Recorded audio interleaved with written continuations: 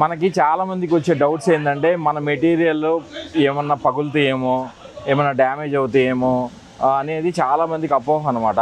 So ఇక్కడ అలాంటి ఏమి ఉండవండి. మేము 11 years నుంచి చేస్తున్నాము. ఇంతమటికి ఏ క్లయింట్స్కి ఎప్పుడు కూడా డ్యామేజ్ కాలేదు, ఎందుకంటే అన్నీ వుడెన్ ప్యాకింగ్తో ఉంటాయి.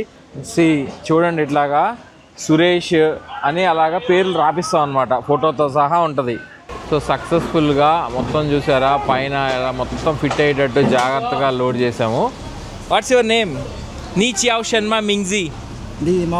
మావుపింగ్. Okay, good.